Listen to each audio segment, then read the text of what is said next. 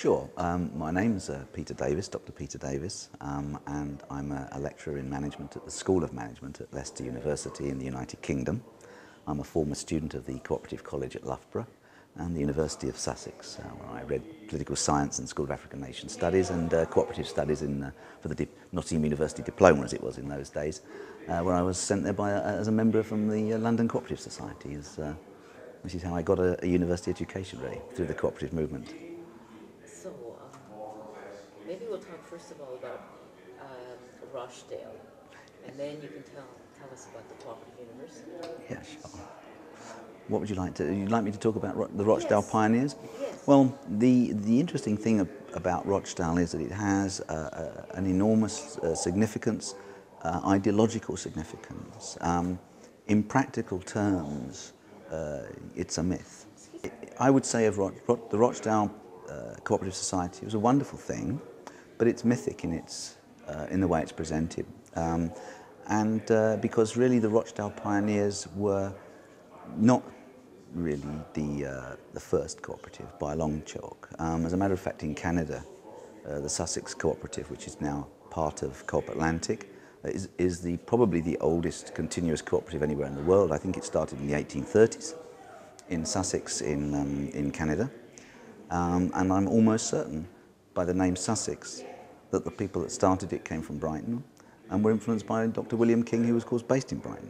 And this is the William King whose journal, The Co-operative, was used to provide the rules and the idea and the structure for the Rochdale Cooperative Society. And the original idea of the Rochdale Cooperative Society was an Owenite agenda, but using the King's idea of incremental accumulation of capital, gradualism, rather than Owen's reliance on big donations from the rich and well-to-do, which largely failed. Although it's difficult to, you can't brush aside Owen's achievement and his ideas, but the King approach was to small increments of capital. So the Rochdale pioneers set up a small corner shop. It wasn't because they wanted to be retailers. They certainly were not founding consumer corporation. What they were doing was setting up a small shop because it required limited capital, and through that shop they could accumulate capital. And the early ideas of the cooperative movement were not dividend on purchase. Dividend on purchase was never a principle of the Rochdale Cooperative Society. It was Rule 24 or something around that. It was just a little rule, and it was really not a dividend so much as a loyalty payment. It was a bit more like Tesco's. If you come and shop with us, we'll give you some points. But the idea of the Rochdale pioneers were that they would keep the surpluses. They would maintain and they would grow the surpluses, and they would then buy a temperance hotel. They wanted to establish a temperance hotel. They wanted eventually to have a farm. And this project was going on for a long while. Well past 1844, they were adopting William King and Owenite objectives. And in the 1850s to 60s, they went into a joint partnership as part of this process with the workers and established a flour mill. And the flour mill did adopt a profit-sharing model. So the workers shared in the profits, Rochdale Cooperative Society shared in the profits. The interesting thing about the flour mill was that the manager was none other than J.W.T. Mitchell, who later became the general manager of the CWS and was the chief protagonist in consumer corporation, along with Beatrice Potter, later Beatrice Webb. And he was the manager of this place. And during his period of management, because the flour mill was a tremendous success commercially, and they didn't have the kind of legal forms we've got today to protect co-ops, external shareholders started to want in on it. And he permitted these external shareholders. And I don't think that the main party in the Rochdale Cooperative Society or the workers really understood what was going on until one day the private shareholders were in a majority, and they just said, hey, we're stopping the profit sharing with the workers. And at that point, the Rochdale Cooperative Society withdrew from the project, and the whole project fell into in other words, it was one of the first privatizations. You could see it as a demutualization, orchestrated from within by the manager, who later became the man who really did promote consumer corporation. And I always say that consumer corporation comes out of that debacle, that failure, and that gradually dividend on purchases became seen as an end. And the tragedy for the British cooperative movement, the tragedy for the world cooperative movement, was that we then had a totally spurious debate break out. And the debate was between the workers, who said Labour should have a share, and most co-ops, including the CWS and the Scottish CWS, did share profits with the workers in the late part of the 19th century. And the whole idea that then became the workers saying we want it, the consumers saying no, it's morally better for the consumer to have it because then it's spread more evenly and fairly, and all this took place. And let's not forget the intellectual context of this historical debate within the British cooperative movement, which split the British cooperative movement. In the end, we had a separate federation for the workers established. But before we get to that, what was happening in the late 19th century in the intellectual terrain?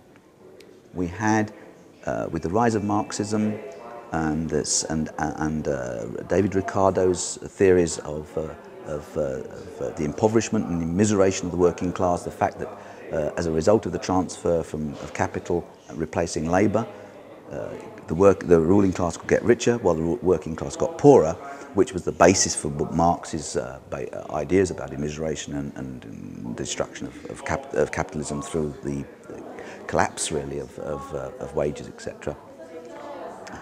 The ruling class was looking for another economics, get away from supply-side economics, and they moved to demand-side economics. Neoclassical economics, Jevons came along, who said the real value isn't created by labour anyway, it's created by consumer demand. So consumer cooperation really can be seen as a reactionary ideology coming up from within the cooperative movement, subverting the cooperative movement, and implicitly allying itself with this neoclassical, equally reactionary, anti-labour intellectual development within the academic world. And we end up really where the working class lost control, basically, of the cooperative movement. And one of the great heroes of mine, oh dear, just forgotten his name. It's a big hero of mine, I can't even remember his name. It's how tired I must be. It'll come in a moment. He's a man who developed 250 co-ops. He died when he was 24. Oh God, what's he called? What will come to you? He founded the Productive Cooperative Federation, and the big problem for that movement was that they got investments from the consumer co-ops very often, and the consumer co-ops drew profits from them, and they were sharing money with the workers. They were giving money back to the consumer cooperatives, so they didn't have any capital to grow with. And this whole distributive idea that co-ops give their money away all comes from this. What was happening? There was a separation in the co-op. Then you had the two different groups. That's then right. They got together, but then they didn't have anything to invest. That's right. Well, the working co-ops were sort of giving all their money away. The consumer co-ops were too.